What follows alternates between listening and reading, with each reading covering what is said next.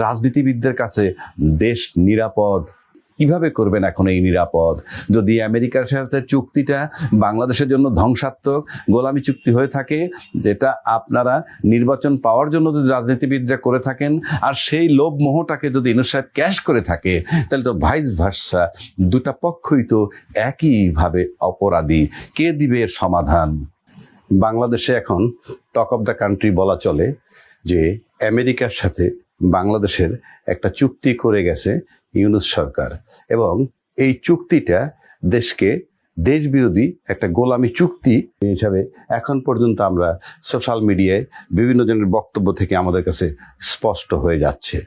But এই চুক্তি নিয়ে যখন এটা নিয়ে খুব আলোড়ন সৃষ্টি হলো, তখন দায়ী করা হলো ইউনূস সরকারকে, এবং এই ইউনূস সরকারের যিনি ছিলেন তখনকার নিরাপত্তা উপদেষ্টা হিসাবে যিনি ছিলেন খলিলুর রহমান, তিনি বর্তমান সরকারের কিন্তু আবার বিদেশ মন্ত্রী।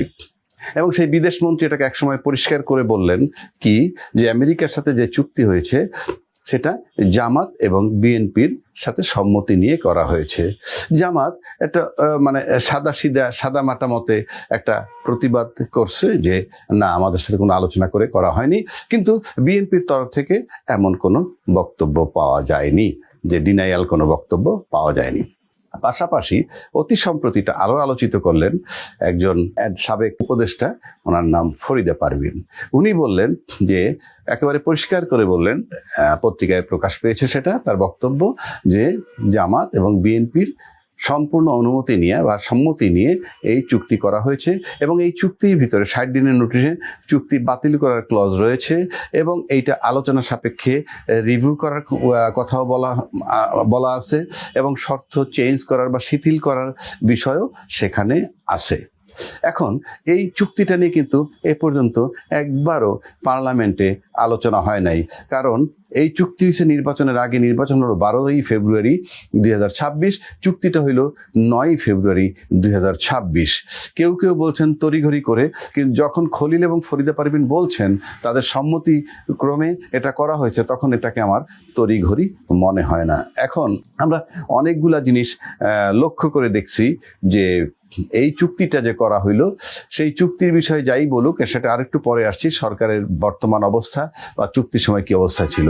আমরা একটা জিনিস লক্ষ্য করলাম যে গণভোট হয়েছিল, এবং যে জুলাই সনদের জন্য যে সংবিধান সংস্কার নামে যে সংস্কার পরিষদ করার কথা, এবং গণভোটের পর 2টো শপথ নেওয়ার কথা, এগুলো সব বেআইনি বলে উড়িয়ে দিয়েছেন বর্তমান সরকারের দায়িত্বশীল ব্যক্তিরা।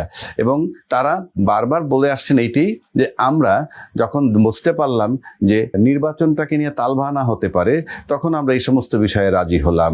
আরেকজন দায়িত্বশীল ব্যক্তি বলছেন সরকারের, যে আমরা যদি রাজি না হতাম তাহলে হয়তো নির্বাচন দিত না। তার মানে মোট কথা যা কিছু বলা হয়েছে সবকিছু নির্বাচনের জন্য, কিন্তু নির্বাচনের জন্য, এবং নির্বাচন হওয়ার পর এগুলাকে কিন্তু কোনো গুরুত্ব দেওয়া হচ্ছে না, এবং আলটিমেটলি আজকে পর্যন্ত যা মনে হয় তাতে এগুলো হয়তো কোনো গুরুত্ব দিবে না।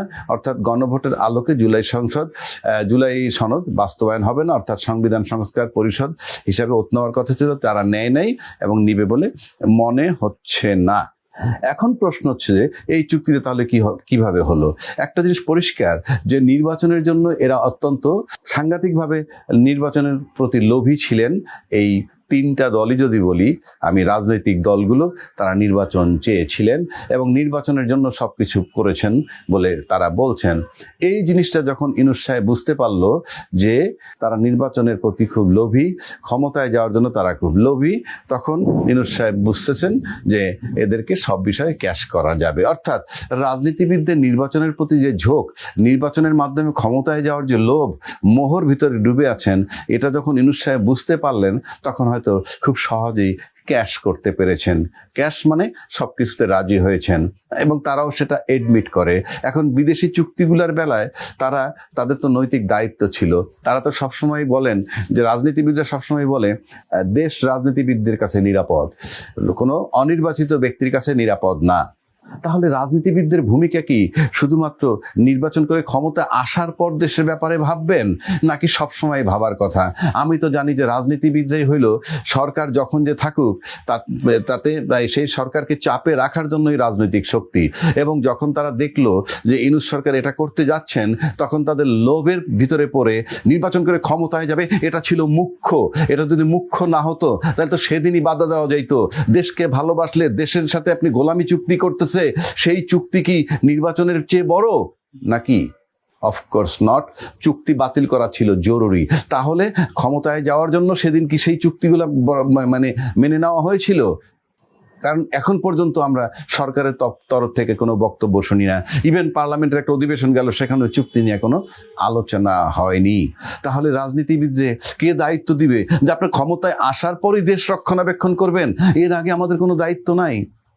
যেই রাজনীতিবিদদেরকে লোভী মনে করে কিংবা নির্বাচনের প্রতি তারা মারাত্মক দুর্বল, ক্ষমতায় যাওয়ার জন্য যারা আসক্ত, যারা পাগল হয়ে রয়েছে, এইরকম একটা দল এইরকম রাজনৈতিক দলগুলো যখন নির্বাচনের নামে অস্থির, ঠিক তখন ইউনূস সাহেব আমেরিকার এজেন্ট হিসাবে কি এই সুযোগটাকে ক্যাশ করেছেন?